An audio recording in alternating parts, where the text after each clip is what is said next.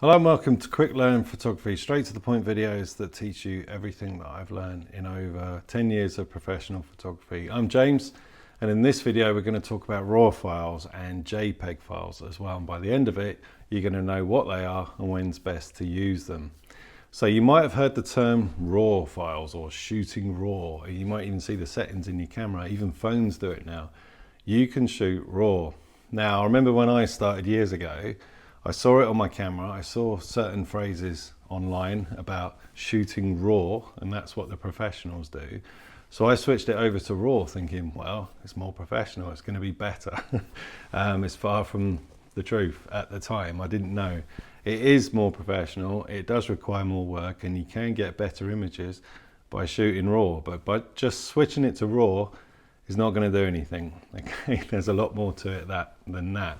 So let me explain what they are. So when you get a camera, when you get a phone, usually by default it's in JPEG mode. So when you export an image or get an image on your phone, it's a JPEG. Okay, that's still a really good file. It really is. Then you get RAW files. If you shoot RAW, then it's a RAW file, but the file size is so much bigger. They can be huge. Like this camera here that I'm using, the RAW files from one image is about 50 megabytes, whereas a JPEG is about 11, 12. So you think, well, why would I shoot RAW then? JPEGs have their place, but if you really want to get absolutely 100% best out of your photography, shooting RAW has its advantage, but you can't just shoot RAW and do nothing. You need to edit as well, and that's where things like Lightroom, Photoshop, Capture One, or any program that can edit a RAW file, then you can get the best out of your images. So it's up to you to edit. So if you're happy with the JPEGs, then that's fine, but sometimes it can sort of be a bit less, well, a bit more risky shooting in JPEG, because if you really drastically need to change the image or get the best out of the editing, JPEGs are limited. So I'm going to break that down. Hopefully, it's quite a complicated one, this, so hopefully you'll understand it. So a RAW file is completely untouched by the processor. So what happens when you shoot in JPEG, like with your phone or in any camera that shoots in JPEG? All that data that you've just captured on the sensor goes piling through the processor, okay? It's like the little computer system. And then it will bump it a little bit. The processor will add this, take that, add a bit of contrast, bit more green, bit more blue, that sort of thing. It will just slightly brush it up a little bit and then process it down to a JPEG. So it will get rid of lots and lots of data because it's sort of like done a little bit of editing for you, and there you have this nice image. And if you're outside and it's blue skies, green trees, it's going to look pretty much perfect. Okay, and your mobile phones do that, no doubt, as well. So it takes all that data, gives it a little turnover, just sprinkles some nice ingredients on it, gives it a bit of a bump, and then exports it as a JPEG, which is a much smaller file size. Okay, when you shoot RAW, none of that happens. The huge data that you've originally taken bypasses it all and just goes straight to RAW, to the memory card. So you've got that massive file size. It's huge, way bigger than a JPEG file. Okay, now when you get the two images, say you get a RAW file on the computer and a JPEG file on the computer, the RAW file can look quite bland. It looks a bit muted and dull compared to the JPEG, because the JPEG, the processor has given it a bump, given it some nice little touches of colors and contrast here and there, just made it a little bit more polished. Okay, a RAW file doesn't do that. So I remember myself, I'd put it in the computer and go, these look terrible, they don't look like the back of the camera. That's another point. When you see the back of the camera and you're shooting in RAW, it's showing you a JPEG. So it looks a bit more bumped, looks a bit better. And then when you look at the RAWs on a computer, it doesn't. It looks more bland. So that's the trap, not the trap, that's the sort of mindset that I was in when I first started. And I've heard a few others do exactly the same as well. They think, why are the images looking so bland? I thought RAW was more professional. So a RAW file is completely untouched. So it's like having all the ingredients for a really amazing meal, but they are untouched. So nothing's peeled, nothing's chopped, nothing's cooked, but all the ingredients are there. Okay, Or you could have a ready-made meal that's going to be the same meal, but already done in a microwave meal, you know. It's kind of already prepped for you. And then you can heat that up and eat it. Fantastic.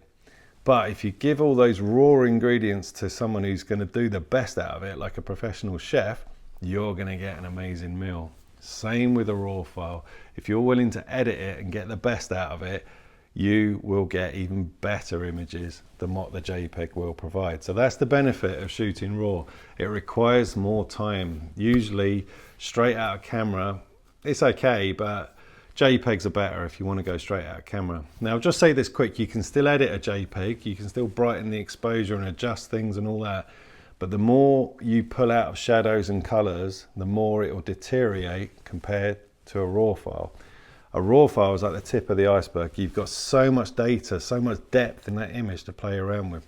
The bigger the sensor cameras, like crop sensors, Micro Four Thirds, full frame especially, what you can pull out of the raw files is absolutely phenomenal, and sometimes it's an absolute lifesaver. Say you have to shoot in an environment where it's really quick fire, you haven't got time to be jiggling around with all the perfect settings, and you've got heavy shadows in some place. If you've shot in RAW, you can pull those shadows out. The bigger and more powerful the sensor is. I'm going to demonstrate that later on. So that's the benefit of RAW files. Another thing is it doesn't matter about the white balance. Hopefully you know what that is. If not, go back to some of my previous videos where I talk about white balance.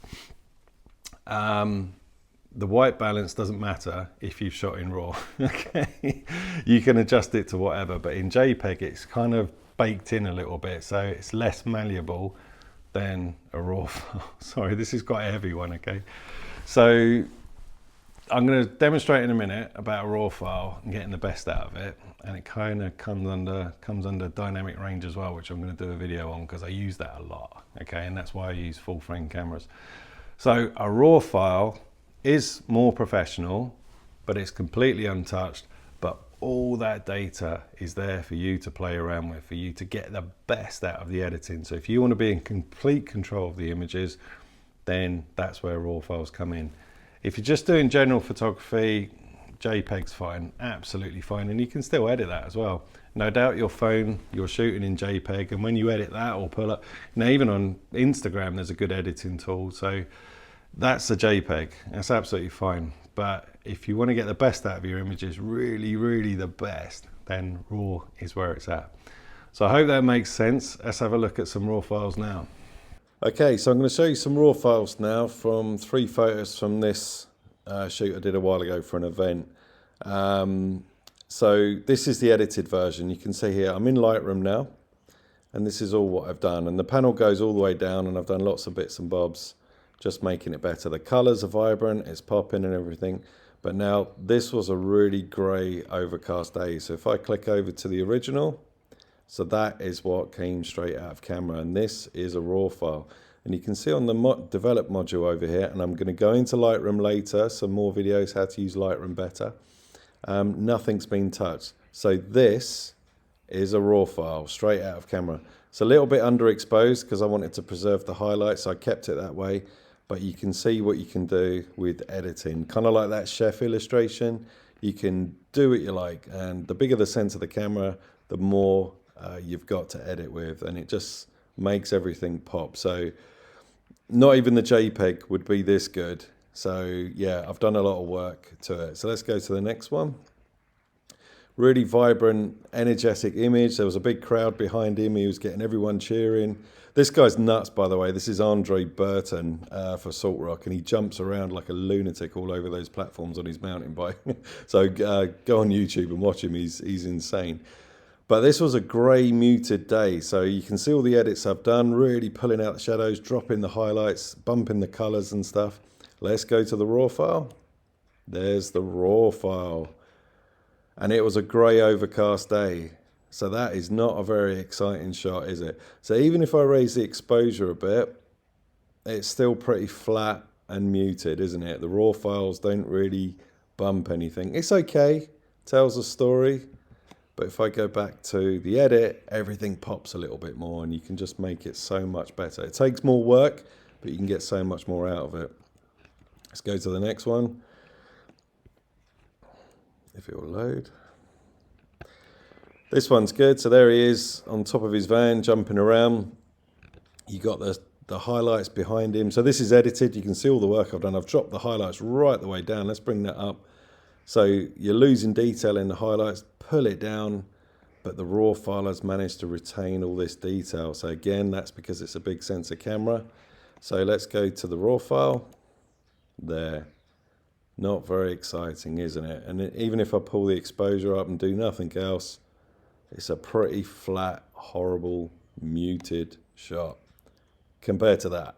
And you can make it black and white as well, make it really pop. But yeah, look at that, the colors and everything compared to that. So just a little brief overview of what RAW files do, what you can do with editing. Again, this is Lightroom. I'm going to really show you later on down the line how to edit and get the best out of your editing. But yeah, RAW files, you've got so much more to play around with and get creative with your shots. So that's some RAW files for you. Hope that all went in. It's quite a heavy one, that, why you would want to shoot RAW, but hopefully that demonstration helped. So thanks for watching, and I hope it helped.